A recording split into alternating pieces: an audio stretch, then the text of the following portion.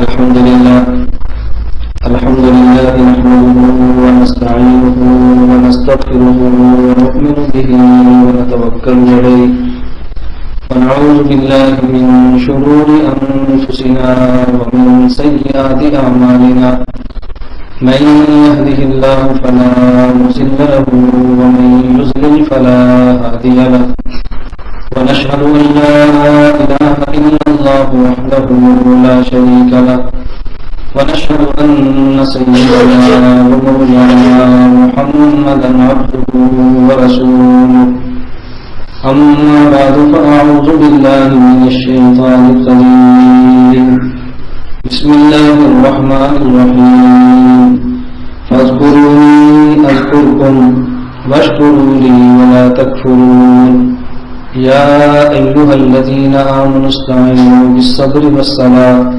إن الله مع الصابرين ولا تقولوا لمن يقتل في سبيل الله أموات بل أحياء ولكن لا تشعرون اللهم صل على محمد وعلى آل محمد كما صليت على إبراهيم وعلى آل إبراهيم إنك حميد مجيد اللهم بارك على محمد وعلى آل محمد كما باركت على إبراهيم وعلى آل إبراهيم إنك حميد مجيد میں نے آپ اللہ کی خدمت میں سورۃ البقرہ کی 3 آیات کریمہ تلاوت کی ہے۔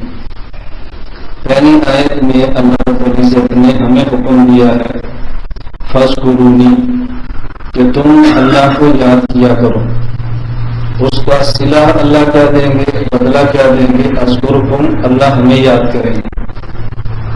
اللہ رب العزت نے کتنا بڑا صلہ اور کتنا بڑا انعام عطا فرمایا ہے۔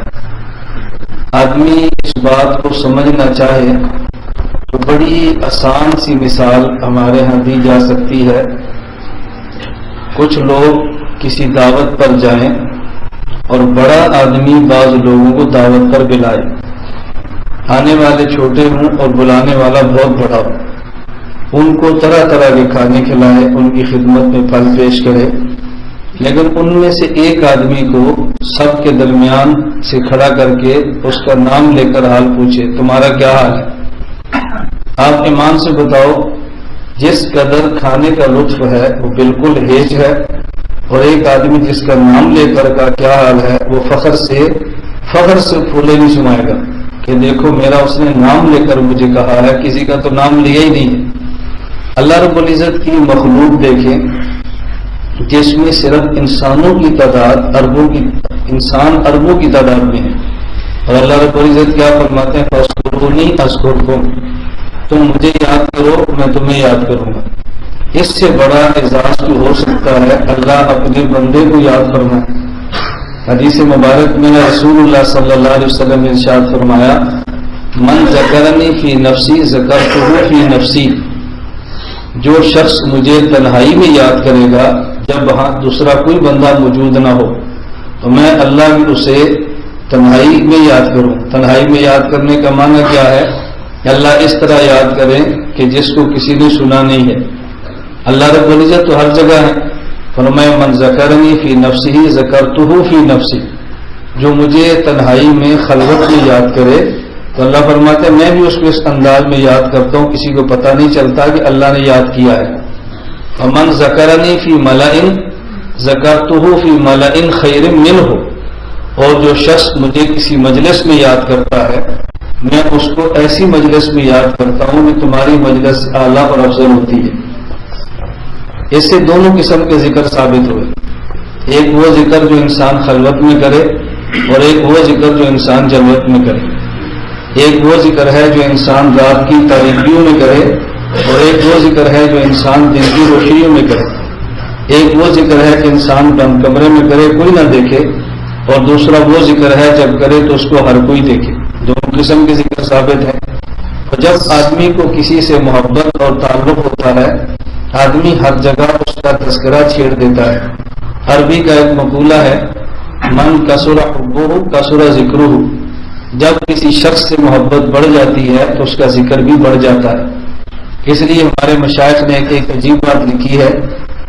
اگر کسی انسان کو کسی سے ناجائز تعلق ہو، نامحرم لڑکی ہے اس سے تعلق ہے، یا کوئی چھوٹا لڑکا ہے اور اس سے ناجائز تعلق ہے، اگر کسی آدمی کو کسی سے ناجائز تعلق ہو اور وہ یہ چاہے کہ میرا ناجائز تعلق ختم ہو جائے، اللہ سے ناجائز تعلق ختم ہونے کی، اس گناہ سے بچنے کی دعا مانگے، لیکن دعا میں اس کا ذکر نہ کرے جس سے بچنا چاہتا ہے.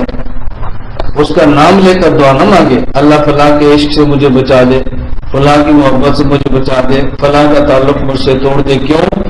جب آدمی ذکر میں اس کا نام لے گا، دعا میں اس کا نام لے گا تو اس کی محبت پھر دل میں آئے گی.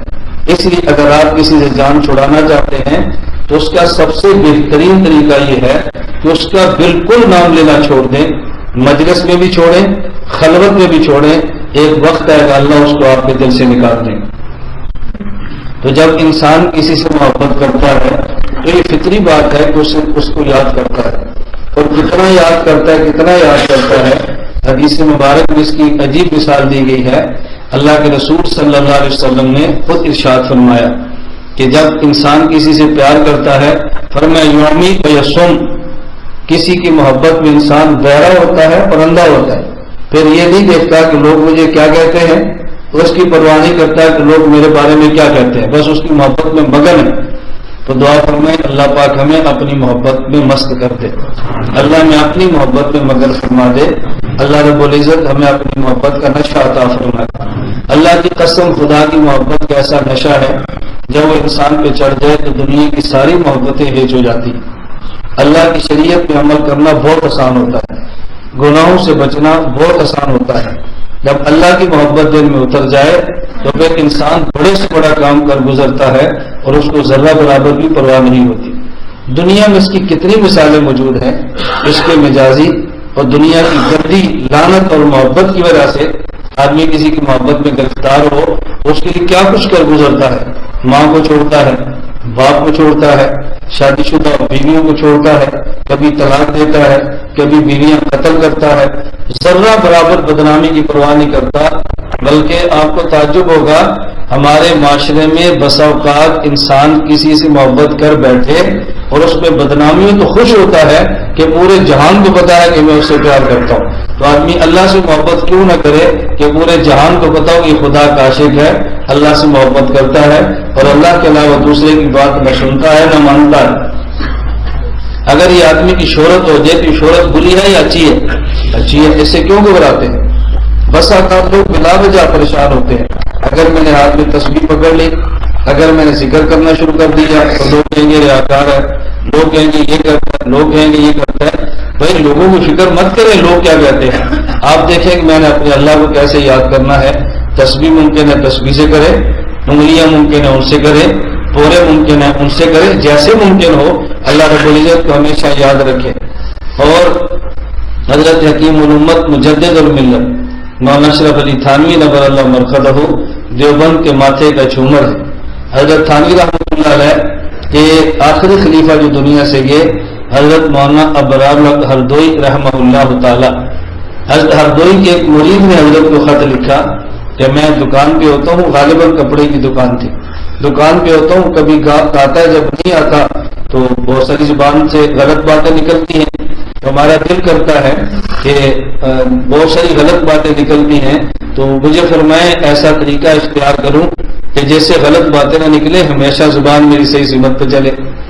حضرت ہردوئی رحمۃ اللہ علیہ نے اپنے مرید کو لکھا کہ فرمایا جو فارغ ہو جو اپنے ہاتھ میں تسبیح لو اور ذکر شروع کر دیا کرو. اس نے پھر واپسی خط لکھا. شیطان وسوسے تو ڈالتا ہے، شیطان دھوکے دیتا ہے. اس نے پھر خط لکھا. اس نے کہا حضرت میں اسے بہت ڈرتا ہوں کہ ریاکار ہوں گا، لوگ کہیں گے بہت نیک آدمی ہے، بہت صوفی آدمی ہے، بڑا ذاکر شاگر ہے، تو اس سے نفس کو خطرہ ہے کہ لوگ میری تعریفیں کریں گے اور لوگ میرے بارے میں ایسی باتیں کریں. حضرت ہردوئی رحمۃ اللہ علیہ حکیم الامت تھانوی کے صحبت یافتہ تھے. حضرت ہردوئی فرمانے لگے تو کیا تم اس بات کو پسند کرتے ہو کہ لوگ تمہیں کہ بہت برا ہے؟ اس نے کہا جی نہیں. تو فرمایا جب برا اپنے بارے میں لفظ پسند نہیں کرتے، تم ذکر اللہ کے لیے کرتے ہو، لوگ اچھا کہہ دیتے، اس میں حرج کی بات کون سی ہے؟ اچھی شہرت کے اسباب اختیار کرنا کوئی غلط بات تو نہیں ہے، اس میں حرج کی بات کون سی ہے؟ تو اس کو بات سمجھ آ گئی۔ اس لیے اللہ نے حکم دیا ہے فاذکرونی، تم میرا ذکر کرو، تم مجھے یاد کرو، تم مجھے یاد کرو۔ نتیجہ کیا نکلے گا؟ اذکرکم، میں اللہ تمہیں یاد کروں گا۔ اور حدیث مبارک میں رسول اللہ صلی اللہ علیہ وسلم نے ایک بات فرمائی ہے، اللہ کو کتنا یاد کرو، کتنا یاد کرو؟ فرمایا اکثروا ذکر اللہ، اتنا اللہ کو یاد کرو کہ لوگ تمہیں مجنون اور پاگل کہیں۔ لوگ ان پاگل ہے، بے وقوف ہے، ان کو دنیا کا پتہ ہی نہیں ہے، ان کو پتہ ہی دنیا کہاں چاند پہ پہنچ گئی ہے، اور ابھی تک یہ کہتے ہیں استنجا کیسے کرنا ہے، وضو کیسے کرنا ہے، غسل کیسے کرنا ہے، تیل کیسے لگانا ہے، سرما کیسے لگانا ہے، دنیا کہاں پہنچی ہے، اور ابھی تک دیکھو یہ مولوی کن بات میں پڑے ہوئے۔ فرمایا اللہ کا اتنا ذکر کرو کہ لوگ تمہیں پاگل شمار کریں اور بیوقوف سمجھیں۔ خیر، فاذکرونی اذکرکم، ہمیں اللہ نے حکم دیا ہے کہ تم مجھے یاد کرو۔ تو جب ہم اللہ کا ذکر کرتے ہیں تو اللہ کا حکم سمجھ کر کرتے ہیں، اپنے شیخ، اپنے پیر، اپنے استاذ کا حکم سمجھ کر نہیں کرتے، بلکہ اللہ کا حکم سمجھ کر کرتے ہیں۔ دیکھیں ایک بات سمجھیں، اللہ کے ذکر کرنے پہ اللہ کوئی چیز بھی نہ دیتے، اللہ کے ذکر کرنے پہ اللہ کوئی چیز بھی نہ دیتے۔ اللہ کا ذکر کرنے پہ بہت کچھ ملتا ہے، لیکن کچھ بھی نہ ملتا۔ میں ایک مثال دے رہا ہوں، ذکر کرنے پر کیا ملتا ہے؟ میں زیادہ ذکر کے فضائل بیان نہیں کرتا، کیونکہ آپ حضرات کو پتہ ہے کہ میں اکثر کہا کرتا ہوں مرکز اہل سنت والجماعت کا مزاج وہ فضائل والا کم ہے، دلائل والا زیادہ ہے۔ فضائل والا کم ہے اور دلائل والا کیوں؟ ہمارے تبلیغی ساتھی فضائل والا کام کرتے ہیں اور ہم دلائل والا کام کرتے ہیں۔ فضائل والا بھی ضروری ہے اور دلائل والا بھی ضروری ہے۔ میں بات سمجھانے کے لیے کہا کرتا ہوں، بحیثیت امتی ہمارے ذمہ دو کام ہیں، امت کو ایمان اعمال پہ لانا اور امت کا ایمان اعمال بچانا۔ ایمان اعمال پر لاتے ہیں فضائل سے اور ایمان اعمال بچاتے ہیں دلائل سے۔ لانے والا کام تبلیغ والے کرتے ہیں اور بچانے والا کام ہم کرتے ہیں۔ ایک کام رائیون کا ہے، ایک کام سرگودے کا ہے، وہ بھی مرکز ہے اور یہ بھی مرکز ہے۔ اس مرکز کے ذمہ کام ہے لانا اور اس مرکز کے ذمہ کام ہے بچانا۔ لانے والا ہے کام فضائل والے طریقے سے اور بچانے والا کام ہے دلائل والے طریقے سے۔ اور آپ حیران ہوں گے، اللہ نے ان دونوں کاموں کا تذکرہ ایک ہی آیت میں فرمایا ہے، ادعو الی سبیل ربک بالحکمت والموعظۃ الحسنہ وجادلہم باللتی ہی احسن۔ ادعو کہہ کے فرمایا کہ تم نے لانا ہے اور جادل کہہ کے فرمایا کہ تم نے بچانا ہے۔ لانا پہلے ہے، بچانا بعد میں ہے۔ رائیون والا مرکز پہلے ہے، ہمارا مرکز بعد میں بنا ہے۔ ان کے ذمہ لانا ہے، ہمارے ذمہ بچانا ہے۔ دونوں کام کریں۔ دیکھیں ہمارے مرکز کی خوبی ہے کہ ہم توڑ والی بات نہیں کرتے، ہم جوڑ والی بات کرتے ہیں۔ ہم توڑ والی بات کیوں کریں گے؟ ہم تو جوڑ والی بات کریں گے۔ آج ابھی میں اسلام آباد سے بالکل تشہد میں پہنچا، جماعت اجلاس تھا اور جو ثانیہ راولپنڈی تھا اس کے اوپر، اور پورے مسلک دیوبند کی آج تقریباً قیادت جمع تھی۔ تقریباً ایک آدھ بزرگ کو چھوڑ کے تقریباً جامعات کی ذمہ دار بھی تھے اور اس کے علاوہ تنظیموں کے ذمہ دار بھی تھے۔ تو خیر گفتگو ہوئی تو انہوں نے چند ایک احباب کو تجاویز پیش کرنے کے لیے نامزد فرمایا، اس میں سے غالباً تیسرا نمبر میرا تھا کہ اپنی تجاویز پیش کریں۔ میں نے بہت ساری تجاویز پیش کی، آپ کے سامنے تو اس کی ضرورت نہیں ہے، اور بحمداللہ تعالیٰ تقریباً تمام علماء نے اس قدر اس کو سراہا۔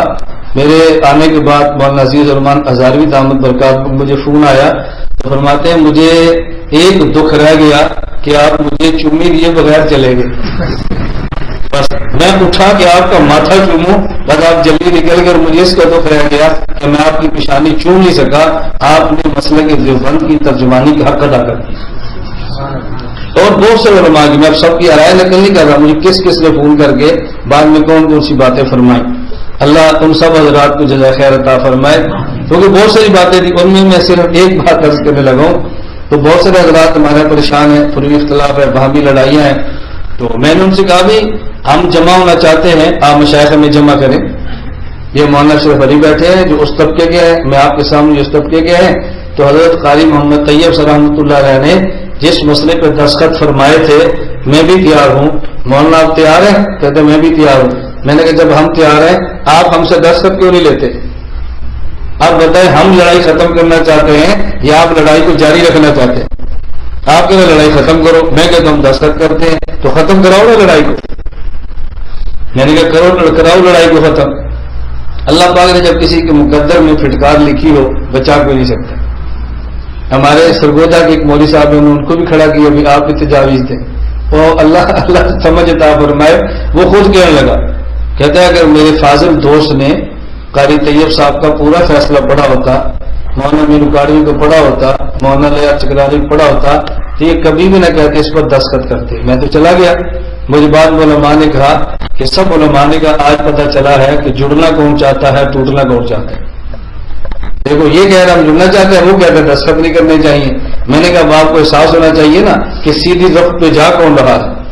اب اگر وہ یہ بات نہ کرتا، بتاؤ کسی کا ذہن بنتا، کھڑا ہوا، خدا نے بات کروائی اور ہمارے حق میں نئی فضا بنی۔ اللہ نے یہ ساری باتیں سمجھنے کی توفیق عطا فرمائے۔ میں خیر جو بات سمجھانا چاہ رہا تھا بات لمبی نہ ہو، میں نے عرض کیا میں بتا یہ رہا تھا کہ اللہ رب العزت نے حکم دیا کہ تم مجھے یاد کرو اور میرا ذکر کرو۔ اس ذکر پر اللہ کیا عطا فرماتے ہیں؟ بے شمار نعمتیں ہیں، فضائل ہیں، بیان فرمائے ہیں۔ مثلا ایک حدیث مبارک میں ہے کہ جب ایک انسان ایک مرتبہ سبحان اللہ کہتا ہے، سب کہہ دو، میں نہیں کہتا زور سے کو، میں تو ویسے کہتا ہوں بس کہہ دو۔ اب دیکھو جب ایک مرتبہ انسان سبحان اللہ کہتا ہے، اللہ رب العزت ایک مرتبہ سبحان اللہ کہنے کی برکت سے جنت میں اتنا بڑا درخت لگا دیتے ہیں، اگر عرب کا تیز رفتار گھوڑا 500 سال تک دوڑتا رہے اس درخت کی گورائی کو ناپ نہیں سکتا۔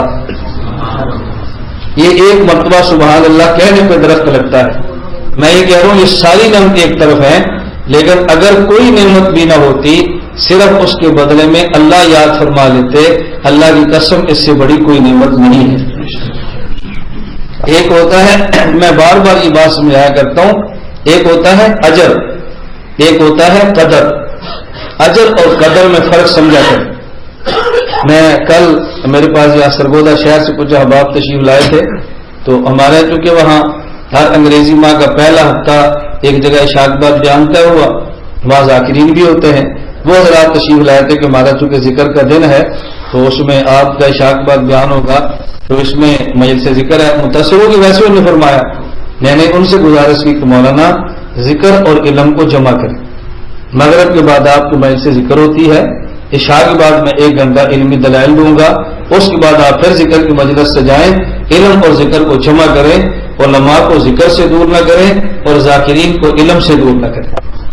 میں نے کہ اس پر تو آپ کو خوش ہونا چاہیے کہ ہماری مجلس ذکر میں اس کا بیان شروع ہو گیا، کتنا فائدہ ہوگا۔ آپ کے ذاکرین ہماری علمی دلائل سنیں گے اور ہمارے بیان میں آنے والے آپ کا ذکر دیکھیں گے، تو جب علم و ذکر دونوں چیزیں جمع ہوگی تو فائدہ ہوگا یا نہیں۔ اور علم اور ذکر کو جمع کرنا، توجہ رکھنا، میں قرآن آیت پیش کرنے لگا ہوں، یہ ہماری رائے نہیں ہے، اللہ رب العزت کا حکم ہے کہ علم اور ذکر کو جمع ہونا چاہیے۔ یہ قرآن کریم میں کس مقام پر ہے؟ فرمایا فاسألوا اہل الذکر ان کنتم لا تعلمون، فاسألوا اہل الذکر ان کنتم لا تعلمون، اگر تمہارے پاس علم نہیں تو اہل علم سے پوچھ لیا کرو۔ اچھی طرح استدلال اور دلیل سمجھنا، فاسألوا اہل الذکر ان کنتم لا تعلمون، اگر تمہارے پاس علم نہیں تو اہل علم سے پوچھ لیا کرو۔ اب اللہ رب العزت نے فرمایا فاسألوا اہل الذکر، تو جب اہل علم سے پوچھنا ہے تو یوں فرمانا چاہیے فاسألوا اہل العلم ان کنتم لا تعلمون۔ ایک ہے اہل علم اور ایک ہے اہل ذکر، بات سمجھ آ رہی ہے؟ ایک ہے اہل علم اور ایک اہل علم کسے کہتے ہیں؟ علم والا۔ اہل ذکر کسے کہتے ہیں؟ ذکر والا۔ تو اللہ فرما رہے جب تمہارے پاس علم نہیں ہے تو کن سے پوچھو؟ اہل علم سے۔ اور لفظ کیا فرمایا؟ اہل ذکر۔ جب تمہارے پاس علم نہیں ہے تو اہل ذکر سے پوچھو۔ جب علم نہیں ہے تو اہل علم سے پوچھو نا، فرمانا چاہیے تھا، لیکن فرمایا جب تمہارے پاس علم نہیں تو اہل ذکر سے پوچھو۔ یہ کیوں فرمایا؟ ہمارے شیخ فرمایا کرتے تھے اللہ رب العزت اس آیت میں سمجھایا کہ اہل علم سے پوچھو، لیکن اہل علم وہ جو اہل ذکر ہوں، علم اور ذکر دونوں ان کے اندر جمع ہوں۔ تو یہ تو اللہ کو مطلوب ہے کہ علم اور ذکر جمع ہوں، اور ہم یہی باتیں کہہ رہے ہیں کہ ذاکر علماء سے جدا نہ ہوں، علماء ذاکرین سے جدا نہ ہوں، علم اور ذکر اکٹھے چلتے رہیں تو پھر جہالت نہیں ہوتی اور ذکر رخ بھی بالکل ٹھیک رہتا ہے۔ ایسی خانقاہ سے اللہ اگر تعلق نصیب فرما دے جہاں علم اور ذکر دونوں مل جائیں تو یہ انسان کی بہت بڑی نیک بختی اور انسان کی بہت بڑی سعادت ہے۔ اللہ رب العزت کچھ بھی نہ دیتے اور یہ فرماتے کہ میں تمہیں یاد کروں گا، یہ اللہ کی طرف سے قدر ہے، اللہ کی طرف سے اجر نہیں ہے۔ اجر اور ہوتا ہے اور قدر، اجر اور قدر میں کیا فرق ہے؟ اجر ہے اجرت، اجرت کا معنی ہے مزدوری، اور قدر کا معنی ہوتا ہے ہماری زبان میں پروٹوکول۔ ایک ہے اجر اور ایک ہے قدر۔ ایک مرتبہ سبحان اللہ کہنے پہ اللہ جنت میں درخت لگائیں گے، یہ سبحان اللہ کا اجر ہے، اور جب تم سبحان اللہ کہو گے تو میں تمہیں یاد کروں گا، یہ اجر نہیں ہے، یہ قدر ہے۔ آنے والے مہمان کو کھانا کھلاؤ، ٹھیک ہے، اس کا حق بنتا ہے، آپ جانتے ہیں پھر بھی کھلانا چاہیے، نہیں جانتے پھر بھی کھلانا چاہیے۔ آنے والا مہمان مسلمان ہو پھر بھی مہمان ہے، کافر ہو پھر بھی مہمان ہے، یہ بات ذہن نشین فرمائے۔ رسول اللہ صلی اللہ علیہ وسلم نے فرمایا من کان یؤمن باللہ والیوم الآخر فلیکرم ضیفہ، جو شخص اللہ اور قیامت کے دن پہ ایمان رکھتا ہے وہ اپنے مہمان کا اکرام فرمائے۔ اللہ کے نبی نے فلیکرم ضیفہ فرمایا، فلیکرم ضیفہ المسلم نہیں فرمایا کہ مسلمان مہمان کا اکرام کرے۔ مہمان مہمان ہوتا ہے، خواہ وہ مسلمان ہو خواہ وہ کافر ہو، اس کے اندر کوئی شرط نہیں ہے، وہ عالم ہو جاہل نہ ہو، اہل سنت والے بدعت نہ ہو، مسلمان ہو کافر نہ ہو، مہمان مہمان ہے، خواہ وہ اجنبی ہو خواہ پہچان والا ہو، خواہ مسلمان ہو خواہ کافر ہو، خواہ آپ کا دوست ہو یا آپ کا دشمن ہو۔ مہمان کو کھانا تو آپ کھلاتے ہیں تو کھلانا چاہیے، لیکن کبھی ہمارے ساتھ پیش آتا ہے، آپ کے ساتھ بھی شاید پیش آتا ہوگا، آپ کسی جگہ یہ شرط ہے کہ کسی کو بڑا دل سے سمجھیں، یاد رکھیں یہ شرط ہے کسی کو بڑا دل سے، ایک ایک بڑا ہو لیکن ہم بڑا نہ سمجھیں، ہماری بدبختی ہے نا، ہو بڑا اور بڑا سمجھیں۔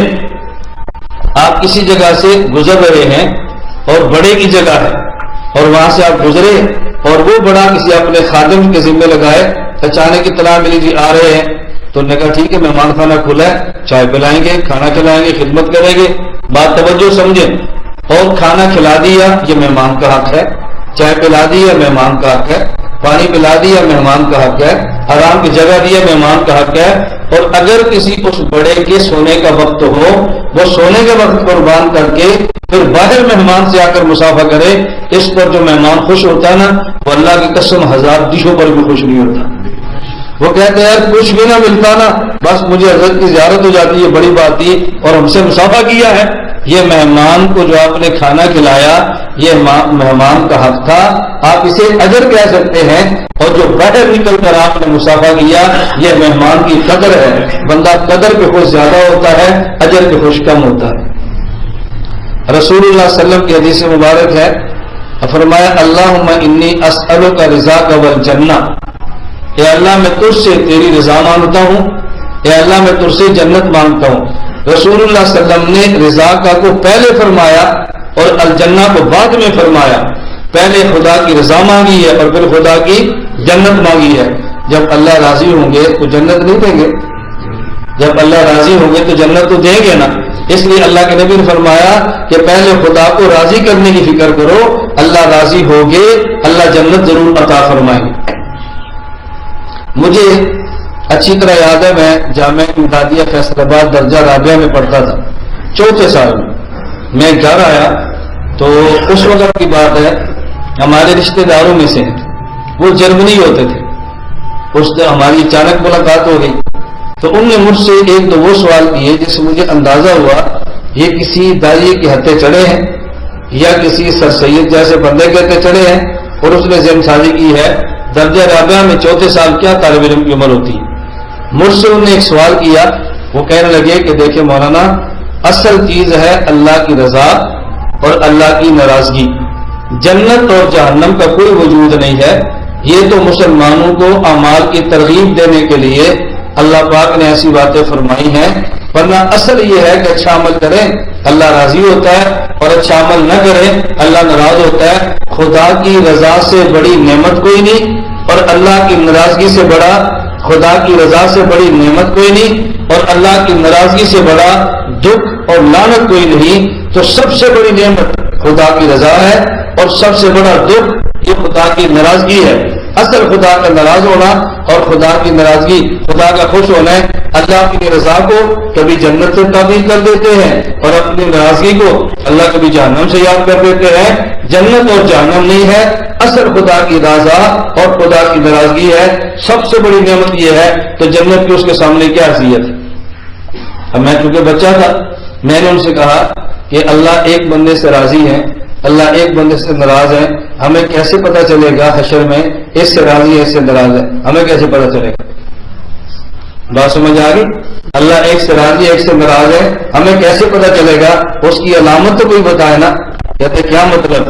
میں نے کہا جس سے راضی ہے اس کی علامت جنت ہے، اور جس سے ناراض ہے اس کی علامت جہنم ہے۔ ہم بھی سمجھتے ہیں اصل کی رضا اور ناراضگی ہے، لیکن راضی ہونے کی علامت جنت میں بھیج دیں گے، ناراض ہونے کی علامت اس کو جہنم میں بھیج دیں گے۔ اصل رضا عدم رضا ہے، اور جنت اور جہنم یہ علامت ہے، خدا اس سے راضی ہے اس سے خدا ناراض ہے۔ میں جب آپ نے جامعہ امدادیہ گیا تو میں نے اپنے استادوں کو سنایا کہ جو مجھ سے ایک نے سوال کیا ہے اور میں نے پھر یہ جواب دیا، انہوں نے کہا آپ نے بالکل 100% ٹھیک جواب دیا۔ اب ظاہر بندے کو خوشی ہوتی ہے جب استاد کسی بات پر تائید کرتے ہیں۔ اللہ نے یہ بات سمجھنے کی توفیق عطا فرمائے۔ چلے بات چل پڑی ہے، مجھ سے انہوں نے ایک سوال اور کیا، مجھ سے ایک سوال انہوں نے اور کیا۔ انہوں نے کہا کہ یہ دیکھیں آپ کہتے ہیں جہنم، یہ دہریوں کے سوال تھے کہ جہنم میں عذاب ہوتا ہے اور جنت میں نعمتیں ملتی ہیں۔ مولانا گناہ تو اس جسم نے کیا، جب مرتے ہیں یہ جسم مٹی میں مل جاتا ہے، اور پھر ایک دوسرا جسم بنے گا اس کو خدا جنت میں بھیجیں گے، دوسرا جسم بنے گا جہنم بھیجیں گے۔ یہ تو مٹی میں مل گیا، یہ تو فنا ہو گیا، دوبارہ جسم بنائیں گے۔ یہ عجیب بات ہے، گناہ اس نے کیا اور دوسرا جسم بنا کر اس کو جہنم میں بھیج دیں، نیک اعمال اس نے کیے اور دوسرا جسم بنا کر اس کو جنت میں بھیج دیں۔ یہ عجیب منطق ہے، گناہ کوئی کرے سزا کسی کو ہے، نیک عمل کوئی کرے جزا کسی اور کو ہے۔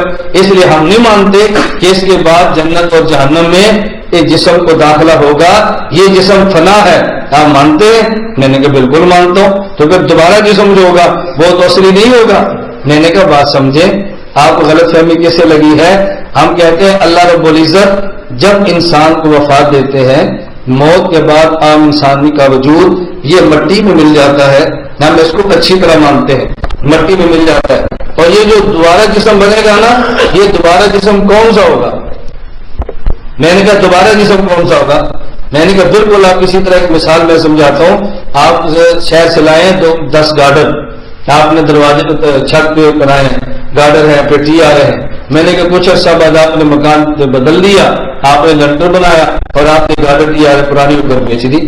اب یہ دوبارہ گئی ہے فیکٹری میں، لوہے کی فیکٹری میں، انہوں نے اس کو پگھلا دیا اور اس کو ختم کر دیا۔ اب وہ تو پانی بن گیا، دوبارہ پھر اس کو TR بنائی اور دوبارہ پھر اسے گارڈر بنایا۔ مجھے یہ بتائیں یہ گارڈر وہی ہے یا بدل گیا ہے؟ کہتے وہی ہے۔ میں نے فرق کیا تھا، پہلے اس کو پانی بنایا پھر گارڈر بنا دیا۔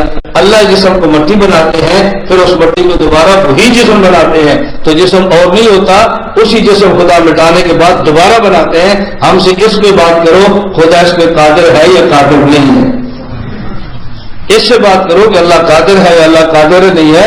یہ مثل نہیں ہے، وہی جسم خدا نے دوبارہ بنا دیا۔ کہتے ہو تو مٹی ہو گیا۔ میں نے کہا مٹی ہونے کا معنی وہ اجزاء ہماری آنکھوں سے اوجھل ہو گئے یا اللہ کی طاقت سے اجزاء نکل گئے، اللہ کی قدرت سے باہر نکل گئے، خدا کی سلطنت سے نکل گئے۔ کہتے ہیں وہاں سے تم نکلے۔ تو میں نے کہا جہاں اجزاء بکھیرے ہوتے ہیں اللہ جمع کر کے پھر وجود کھڑا کر دیں گے، نیک ہے تو جنت میں بھیج دیں گے اور برا ہے تو جہنم میں بھیج دیں گے۔ میں نے کہا تو اور سوال ہے تو بتائیں۔ آپ کوشش کرو اپنے بچوں کو مدارس میں بھیجو تو پھر دیکھو مدارس کی برکت سے خدا عقل کتنی عطا فرماتے ہیں۔ ہمارے ایک استاد تھے، جیسے مدارس کی بات چل پڑی تو فرمانے لگے کہ مدرسے کا بچہ ذہین کی طرح ہوتا ہے۔ ایک انگریز ایک مدرسے میں آیا تو بچے جو مدرسے میں پڑھ رہے تھے کتابوں میں، اس نے ایک سوال کیا اور اس کا خیال یہ ہوگا کہ یہ طلبہ چونکہ ریاضی نہیں جانتے تو میرے سوال کا جواب نہیں دے سکیں گے۔ اس نے اساتذہ سے کہا میں نے ایک سوال کرنا، اس نے کہا کلاس ہے آپ جس سے چاہیں سوال کر لیں۔ اس نے کہا جی سوال کرو۔ اب اس انگریز نے سوال کیا طالب علم سے، یہ جو تمہارے مدرسے میں سامنے پانی کا حوض ہے، دیکھیں نا اب تو ٹوٹی ہے، بعض جگہ پر حوض ہوتے ہیں، یہ جو آپ کے سامنے پانی کا حوض ہے، بتائیں اس پانی کے حوض میں کتنے پیالے ہیں؟ اس پانی کے حوض میں کتنے پیالے پانی کے ہیں؟ 100 پیالہ ہے، 200 پیالہ ہے، 1000 پیالہ ہے، آپ بتائیں کتنے پیالے ہیں؟ اس کا خیال یہ تھا کہ درویش ہے، جواب نہیں دے سکے گا۔ اس نے کہا آپ یہ بتائیں کہ جس پیالے سے آپ نے اس پانی کو ناپنا ہے وہ پیالہ کتنا بڑا ہے؟ اگر پیالہ حوض کے برابر ہے تو اس میں 1 پیالہ ہے، اگر اسے نصف ہے تو 2 پیالے ہیں، اگر چوتھا ہے تو 4 پیالے ہیں۔ ہم حوض کو بھی ناپ لیں گے، آپ کے پیالے کو بھی ناپ لیں گے، تو پھر بتا دیں گے اس میں کتنے پیالے پانی موجود ہیں۔ مولوی صاحب نے کہا وہ سوال کرو۔ وہ دیکھا علم الہی کی برکت ہے، خدا ان کے دماغ کو کھول دیتا ہے۔ اللہ کے علم کی برکت ہے کہ جب آدمی خدا کے علم کو پڑھتا ہے اللہ اس کے ذہن کو کھول دیتا ہے۔ میں بتا رہا تھا اجر اور قدر میں فرق سمجھو۔ اجر نام ہے مزدوری کا اور قدر نام ہے جی پروٹوکول۔ میں اکثر کہا کرتا ہوں اگر یہ بات سمجھ آ جائے، ایک حدیث مبارک سمجھ آتی ہے اور اشکالات ختم ہو جاتے ہیں۔ حدیث کیا ہے؟ من تمسک بسنتی عند فساد امتی فلہ اجر 100 شہید۔ جس آدمی نے اس دور میں رسول اللہ صلی اللہ علیہ وسلم کی سنت کو زندہ کیا، جب لوگوں نے سنتوں کے عمل کو چھوڑ دیا ہے، اللہ ایک سنت کو زندہ کرنے کی وجہ سے 100 شہید کا اجر عطا فرمائیں گے۔ اس سے بعد لوگ نتیجہ کیا نکالتے ہیں کہ شہید ہونے کی ضرورت ہی نہیں ہے۔ کیوں؟ جب ایک سنت کے زندہ ہونے پہ 100 شہید کا ثواب ملتا ہے تو شہید ہو کر ایک شہید کا ثواب ضرور لینا ہے۔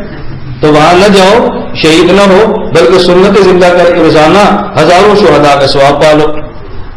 بتاؤ کس قدر یہ غلط فہمی ہے۔ میں عرض کرتا ہوں اللہ کے پیغمبر صلی اللہ علیہ وسلم یہ فرمایا ایک سنت کو زندہ کرنے پہ اللہ 100 شہیدوں کا اجر عطا فرماتے ہیں، لیکن یہ نہیں فرمایا کہ ایک سنت زندہ کرنے پہ ایک شہید کی قدر بھی عطا فرماتے ہیں۔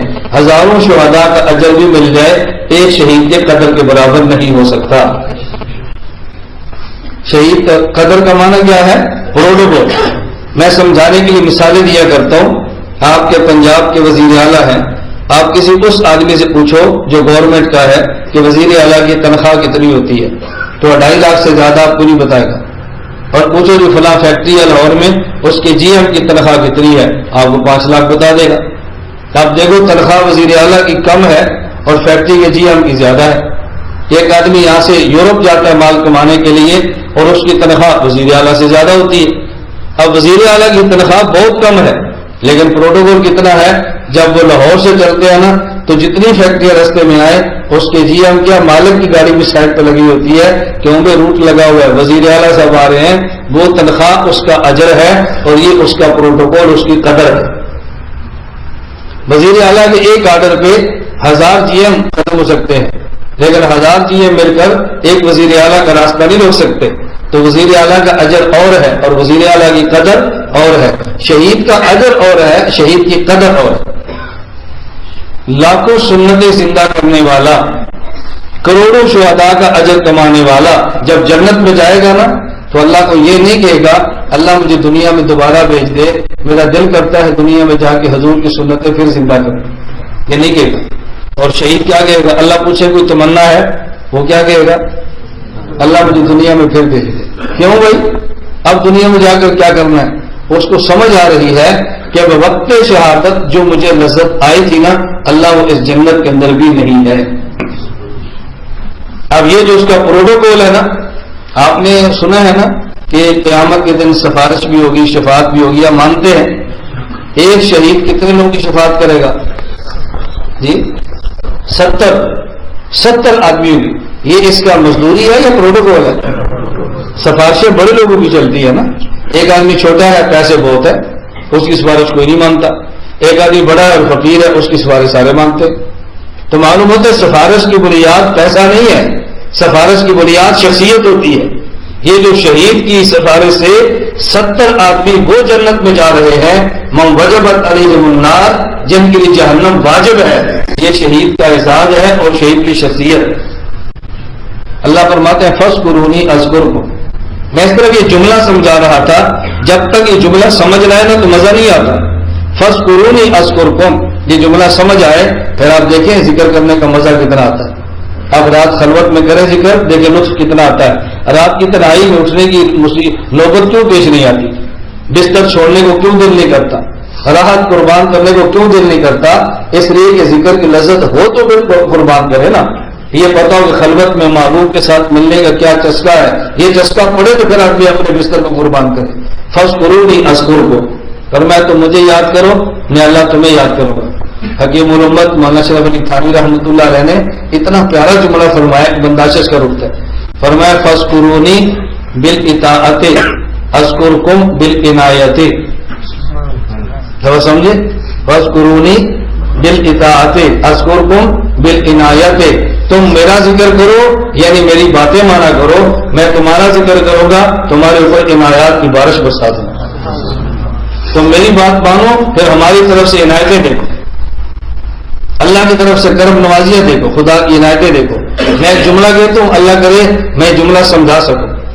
خدا کی عنایات اس قدر عجیب ہیں، توجہ رکھنا، خدا کی عنایات اس قدر عجیب ہیں کہ جب دنیا میں انسان خدا کی اطاعت کاملہ کرتا ہے اللہ جنت میں انسان کو پھر خدائی اختیارات دے دے گے.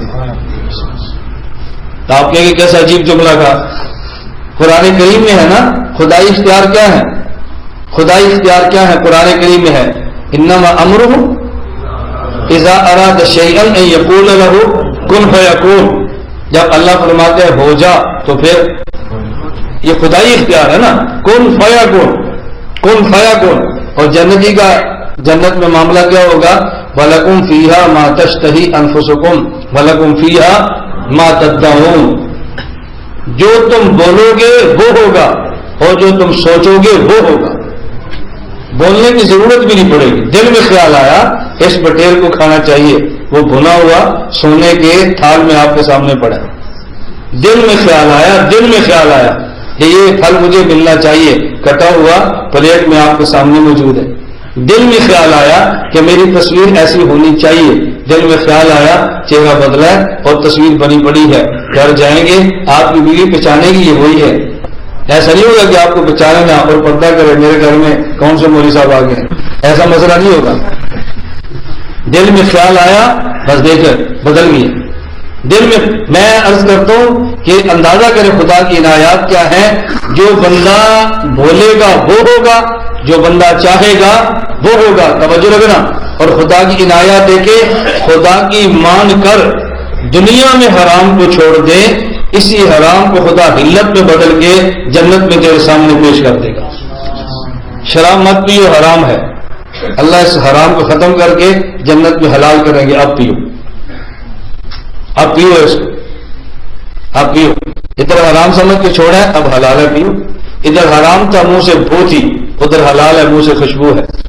ادھر پیو تو گرتا ہے دماغ کام نہیں کرتا، ادھر پیو تو دماغ بھی کام کرتا ہے، دل جگر بھی کام کرتا ہے. اللہ کا کتنا عجیب نظام ہے.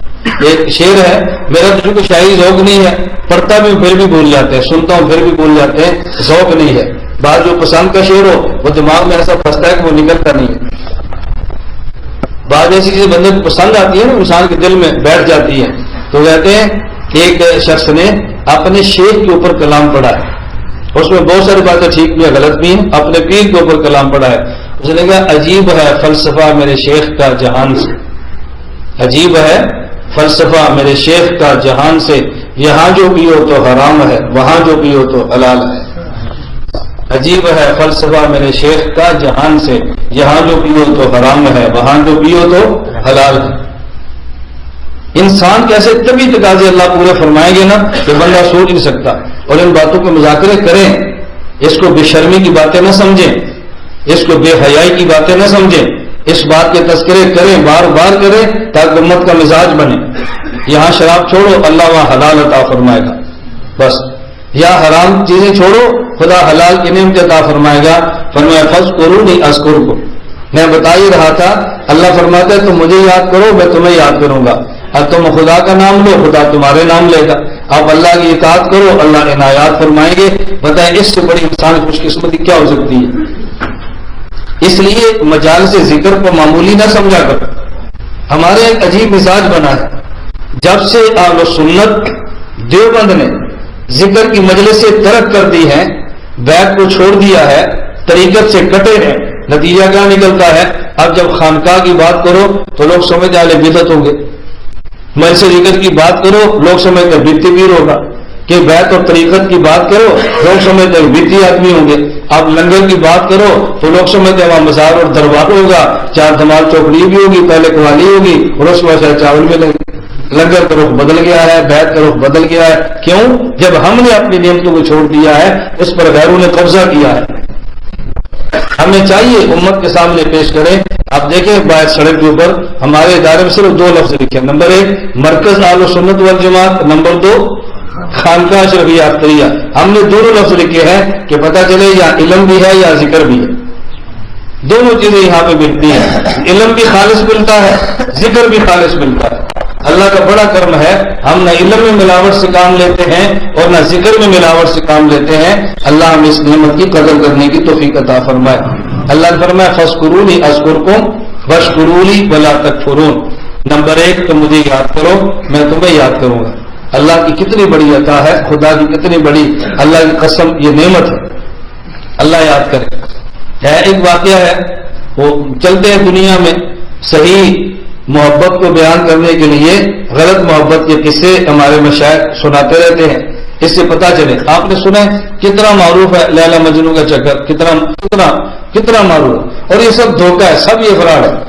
اور جو اس کا عشق خالص تھا، خالص کیا تھا؟ نامحرم عورت کو دیکھنا جائز ہے، وہ اس کے لپٹا ہوئے آپ کہتے ہیں خالص تھا، وہ کہتے ہیں خالص ہے، عجیب بات ہے، ہماری سمجھ سے باہر ہے۔ جو بندہ یہ کہے نا کہ لیلا اور مجنوں کا بالکل خالص پیار تھا، اللہ نہ کرے ہمیں تو بات کہتے شرم آتی ہے، آپ اس کی بیگم یا اس کی بیٹی سے کہو کہ مجھے سے خالص پیار ہے، مجھے سے بغل گیر ہونے دو، تمہیں خیر مار دے گا۔ اسے کہو اس کا خالص کا، میرا خالص تجھے کیوں سمجھ نہیں آ رہا؟ یہ سب جھوٹ کا پلندہ ہے۔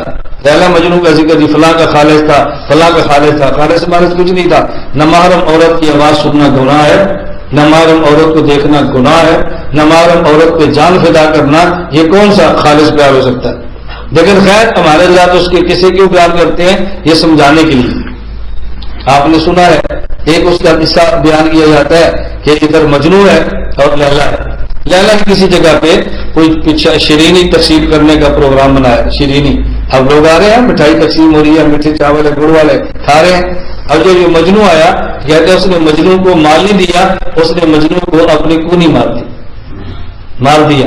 لوگوں نے کہا اس پہ تو مرتا ہے، سب کو میٹھے چاول کھلاتی ہے اور تجھے کونی مار کے درکار دیا۔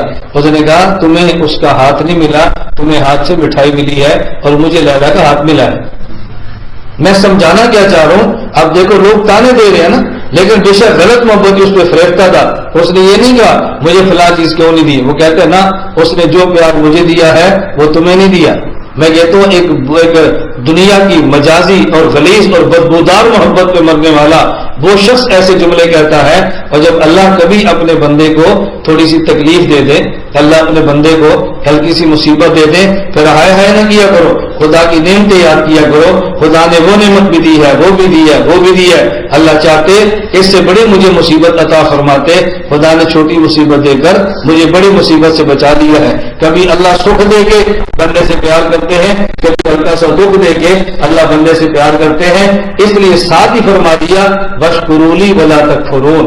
دیکھو میرے ذکر کرو، میں تمہارا نام لیتا ہوں، تو میرا تذکرہ کرو، میں تمہارا کرتا ہوں۔ واشکرولی میرا شکر کرنا، ولا تکفرون میری ناشکری کبھی نہ کرنا، ہر حال میں مجھے یاد کرنا، نعمتیں دوں تب بھی یاد کرنا، چھین لوں تب بھی یاد کرنا، صحتیں دوں تب بھی یاد کرنا، اور اگر میں بیماری دوں تب بھی یاد کرنا، زندگی دوں تب بھی یاد کرنا، کوئی تمہیں دے کر میں چھین لوں تب بھی مجھے بھی یاد کرنا، یہ دائیں بائیں نہ دیکھنا۔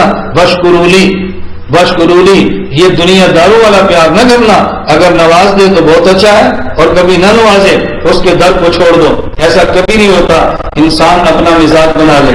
ہمارے غالباً ایک واقعہ لکھا ہے، ایک واقعہ کہتے ہیں ایک آدمی تھا اور کسی کا غلام تھا، مالک نے اپنے غلام کو بلایا اور اس کو جسے ہم تل کہتے ہیں نا ککڑی، یہ ککڑی کاٹی اور کاٹ کے کھلانی شروع کی۔ غلام کو اپنے آقا کی محبت آئی، کوئی روزانہ خدمت کرتا ہے، نوکری کرتا ہے، چاکری کرتا ہے، آج میں اس کو اپنے ہاتھ سے کھلاؤں، تقریب وہ کاٹتا جا رہا تھا اور غلام کھاتا جا رہا تھا، مزے لے کر کھا رہا ہے۔ اچانک ایسے آقا کے دل میں آیا کہ چلو اس کی ایک کاش میں بھی کھا لوں۔ ایک اس نے ڈلی اس کی اٹھائی، جب منہ میں ڈالی تو بہت سخت کڑوی، تھوک دیا اس نے، اور اس نے غلام سے کہا اتنی کڑوی ککڑی تر ہے اور تو سی بھی نہیں کرتا، تو نے بتایا بھی نہیں ہے۔ اس نے کہا یہ آقا یہ غلامی کی شان کے خلاف ہے، ہمیشہ آپ نے میٹھا مال کھلایا، ایک دن کڑوی ککڑی مل گئی اور میں تھوک کر دوں، مجھے غلام کون کہے گا؟ مجھے غلام کون کہے گا؟ اللہ کا قسم ہمیں کبھی تعجب ہوتا ہے، بتاؤ خدا نے کون کون سی نعمتیں جو ہمیں عطا فرمائی۔ ایک غلام کو اس بات کا احساس ہے، ہم بندوں کو اس بات کا احساس نہیں ہے۔ اللہ ہمیشہ صحت دیتے ہیں، اللہ سے صحت ہی مانگے، لیکن کبھی بیماری آ جائے یہ درباروں کے دھکے مت کھائیں، یہ جا کر گھوڑوں کے نیچے سے مت اپنی اولاد کو گزاریں، یہ مت جا کے درباروں کی مٹیاں چاٹیں۔ شفا وہی ہوگی جو اللہ نے دینی ہے، بس کوئی شفا خدا کی ذات کے علاوہ نہیں دے سکتا۔ ابراہیم علیہ السلام نے خود عرض کیا وَإِذَا مَرِضْتُ فَهُوَ يَشْفِينِ، جب میں بیمار ہوتا ہوں تو شفا اللہ ہی دیتا ہے۔ توجہ رکھنا، میں لفظ سمجھانے لگا ہوں، وَإِذَا مَرِضْتُ فَهُوَ يَشْفِينِ، فرمایا وَاشْكُرُونِي وَلَا تَكْفُرُوا، میرا شکر ہی کرنا، نہ شکری کبھی نہ کرنا۔ ابراہیم علیہ السلام نے، مجھے بتاؤ اللہ نہ چاہے تو بندے پہ مرض آ سکتا ہے؟ بتاؤ بھائی، اللہ نہ چاہے تو بندے پر بیماری آ سکتی ہے؟ بیماری کس کے حکم سے آتی ہے؟ اللہ کے حکم سے، اور شفا؟ لیکن ابراہیم علیہ السلام کیا فرما رہے ہیں؟ وَإِذَا مَرِضْتُ فَهُوَ يَشْفِينِ، جب میں بیمار ہوتا ہوں تو اللہ شفا دیتا ہے۔ بیماری کی نسبت اپنی طرف کی ہے اور شفا کی نسبت اللہ کی طرف کی ہے۔ حالانکہ بیماری بھی اس کے حکم سے ہے، شفا بھی اس کے حکم سے ہے، لیکن بیماری کی نسبت اپنی طرف کیوں کی ہے؟ ایسا کیوں فرمایا؟ اس لیے کہ عموماً بیماری آتی ہے بد پرہیزی کی وجہ سے، عموماً بیماری آتی ہے عموماً بد پرہیزی کی وجہ سے۔ سخت سردی میں موٹر سائیکل پہ چڑھے ہیں اور بخار آ گیا، ٹھنڈا کھایا تو اس میں تکلیف ہو گئی، کھٹا کھایا تو گلا خراب ہو گیا، عموماً ایسے ہوتا ہے نا۔ مشقت ضرورت سے زیادہ برداشت کی، جسم کمزور تھا تو اس کو تکلیف شروع ہوگی۔ عموماً بیماریاں بد پرہیزی کی وجہ سے آتی ہیں۔ تو ابراہیم علیہ السلام کیا عرض کر رہے ہیں؟ وَإِذَا مَرِضْتُ، اے اللہ اسباب میں نے اسے اختیار کیے کہ مجھ پر بیماری آ گئی، لیکن تیرا کمال یہ پھر بھی شفا دے دیتے ہیں، آپ پھر بھی مجھے شفا۔ ہم تو چھوٹی بات کے ڈال دیتے ہیں، میں نے منع نہیں کیا تھا رات کو نہ نکلنا، اب تجھے پولیس نے پکڑا پھر میرے پاس آیا، منع نہیں کیا تھا۔ ہم ایسے کہتے ہیں میں نے کہا تھا رات کو موٹر سائیکل نہ نکلا، اب ٹانگ ٹوٹی پھر آیا، ابا مجھے ٹھیک کراؤ، ابا میرا علاج کراؤ، میرا موٹر سائیکل ٹھیک کراؤ، منع نہیں کیا تھا۔ اللہ فرماتا نا، اللہ ایسے نہیں فرماتے جو اسباب بیماری کے تھے مجھے اختیار نہیں کرنے چاہیے تھے، میں نے کر لیا اور بیمار ہو گیا، تو اللہ پھر یہ نہیں فرماتے تو نے اسباب مرض اختیار کیوں کیے تھے۔ ہم مانگتے ہیں اللہ تیرا کرم ہے تو پھر بھی شفا دیتا ہے۔ وَإِذَا مَرِضْتُ فَهُوَ يَشْفِينِ، میں خیر سمجھا رہا تھا فَاذْكُرُونِي أَذْكُرْكُمْ، یہ حکم الہی ہے کہ تم مجھے یاد کرو میں تمہیں یاد کروں گا۔ بس میں نے اس کے دو معنی بیان کیے ہیں، میں اسی کو پلے باندھ لوں۔ ہم اللہ کا نام لیں گے، اللہ ہمارا نام لیں، ہم اللہ کی اطاعت کریں، اللہ عنایت فرمائے، ہمارے ذمہ اطاعت ہے، اللہ کے ذمہ عنایت ہے، لیکن اللہ کے ذمہ نہیں ہے اللہ عنایت نہ فرمائے تو اللہ کے ذمہ وہ نہیں ہے۔ اسے علماء کی زبان میں کہتے ہیں یہ وجوب تفضلی ہے، بطور مہربانی کے خدا نے اپنے ذمہ لے لیا ہے، ہم اس کی حقدار نہیں تھے، لیکن اللہ کرم فرماتے ہیں اپنے ذمہ عنایات کو لے لیتے ہیں۔ میں اس ضمن میں ایک بات کہہ دیتا ہوں کیونکہ ہماری عادت ہے ہم اپنے عقائد کو بیان کرتے ہیں، بیان ہی نہیں کرتے، گھول گھول کے بلاتے ہیں تاکہ عقائد امت کے ٹھیک ہوں اور ہم اصل مسئلہ عقیدے کا۔ ہمارا عقیدہ ہے کہ جب رسول اللہ صلی اللہ علیہ وسلم کی قبر مبارک پہ صلاۃ و سلام پڑھے تو حضور پاک سماعت فرماتے ہیں۔ توجہ رکھیں، جب رسول اللہ صلی اللہ علیہ وسلم کی قبر مبارک پہ صلاۃ و سلام پڑھے تو رسول اللہ صلی اللہ علیہ وسلم خود سماعت فرماتے ہیں اور مناسب سمجھے تو جواب بھی دیتے ہیں، اور جب سلام پڑھے تو حضور جواب دیتے ہیں۔ حدیث مبارک میں ما من احد یسلم علی الا رد اللہ علی روحی فارد علیہ السلام، فرمایا جب بھی کوئی مسلمان مجھے سلام کہتا ہے اللہ روح کو متوجہ فرما دیتے ہیں اور میں اس بندے کو جواب دے دیتا ہوں۔ اللہ کے رسول صلی اللہ علیہ وسلم نے ارشاد فرمایا۔ اس حدیث مبارک کے دو اشکال ہیں، ایک اشکال ہے علمی اور ایک اشکال ہے عقلی، دونوں اشکال سمجھیں۔ ایک اشکال اس پہ کیا ہے؟ اشکال یہ ہے کہ رسول اللہ صلی اللہ علیہ وسلم فرماتے ہیں مسلمان بندہ جب مجھ پہ سلام بھیجتا ہے اللہ میں روح کو لٹا دیتے ہیں، میں اس کا جواب دیتا ہوں۔ علمی اشکال یہ ہے کہ اس کا مطلب یہ تھا کہ حضور کی روح اندر نہیں تھی اور سلام کیا تو لٹا دی، تو پہلے نہیں تھی نا، تو آپ کیسے کہتے ہیں حضور پاک کی جسم مبارک میں ہے؟ آپ کہتے ہیں کیسے کہتے ہیں تعلق پہلے سے موجود ہے؟ حضور تو فرما رہے جب سلام کرے تو اللہ روح کو لٹاتے ہیں، پھر میں جواب دیتا ہوں۔ علمی سوال سمجھ آ گیا؟ اور بھائی سوال سمجھ آ گیا، سوال سمجھ آئے گا تو پھر جواب میں مزہ آئے گا نا۔ جب سوال ہی نہیں آپ کو سمجھ آئے گا ہمارے جواب کی لذت آپ کو کیا آئے گی؟ آپ توجہ رکھیں۔ مجھے کبھی کے بعد حضرات فرما دیتا آپ کتنی علمی مباحث عوام میں کیوں لاتے ہو؟ ہم نے کہا لائیں گے، ان کا ذوق بن جائے گا، سنتے رہیں گے، عادت پڑ جائے گی، انشاءاللہ ان کا علمی مزاج بنے گا۔ حضرت اچھا ایک علمی میں نے کہا سوال، اس پہ عقلی سوال کیا ہے؟ عقلی اس کا اشکال یہ ہے، نمبر 1 اشکال کہ جب حضور اکرم صلی اللہ علیہ وسلم کی روح نہیں ہوتی، سلام کرتا ہے تو واپس آتی ہے، پھر چلی جاتی، سلام کیا تو پھر واپس آئی، پھر سلام کیا تو پھر واپس آئی۔ روح کے نکلنے سے بندے کو تکلیف ہوتی ہے یا نہیں؟ 24 گھنٹے میں 1 سیکنڈ بھی ایسا نہیں ہے جب رسول اللہ صلی اللہ علیہ وسلم پہ کوئی بندہ سلام نہ بھیجے۔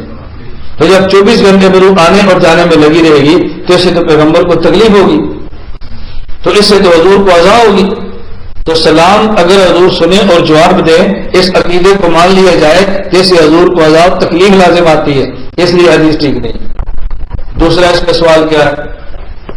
آپ کہتے ہیں رسول اللہ صلی اللہ علیہ وسلم جواب دیتے ہیں، ہم سلام کے تو وہ سن لیتے ہیں، جب ہم نے سلام کیا تو حضور نے سن لیا، جب حضور نے جواب دیا تو ہم نے کیوں نہیں سنا؟ اگر جواب دیتے تو ہم بھی سن لیتے ہیں نا۔ یہ عقلی سوال ہے۔ سوالات اور بھی ہیں، میں بڑی مختصر سی بات کر رہا ہوں۔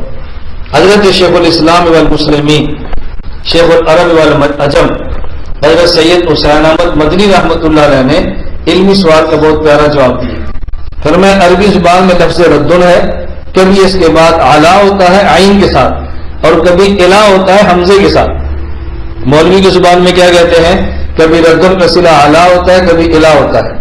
میں دونوں لفظ اس لیے بولتا ہوں کہ طلباء کو بھی لذت ہے اور عوام بھی بات سمجھے۔ حضرت مدنی فرماتے ہیں کہ جب ردن کا صلہ اعلیٰ ہو، ردن کے بعد اعلیٰ آ جائے عین والا، پھر معنی اور ہوتا ہے، اور جب ردن کے بعد الا آ جائے تو پھر معنی اور ہوتا ہے۔ جب آ جائے الا اس کا معنی ہوتا ہے روح کو لٹانا، اور جب آ جائے اعلیٰ اس کا معنی ہوتا ہے روح کو متوجہ کرنا۔ اللہ کے نبی نے یہ نہیں فرمایا ما من احد یسلم علیہ الا رد اللہ الیہ روحی، یہ نہیں فرمایا الیہ، بلکہ فرمایا علیہ۔ اگر الیہ فرماتے اس کا معنی کہ روح نہیں تھی لوٹ آئی ہے، علیہ فرمایا اس کا معنی یہ ہے کہ پہلے حضور کی روح مبارک تجلیات الہیہ میں مستغرق تھی۔ جب بندہ سلام کہتا ہے اللہ حضور کی روح کو متوجہ فرماتے ہیں، حضور جواب دے دیتے۔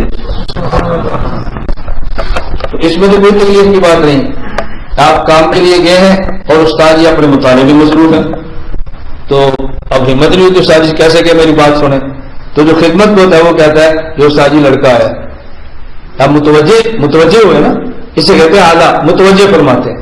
حضور اکرم صلی اللہ علیہ وسلم تجلیات الہیہ کے مشاہدے میں مستغرق ہوتے ہیں، اللہ متوجہ فرماتے ہیں، حضور ان کو جواب عطا فرما دیتے ہیں۔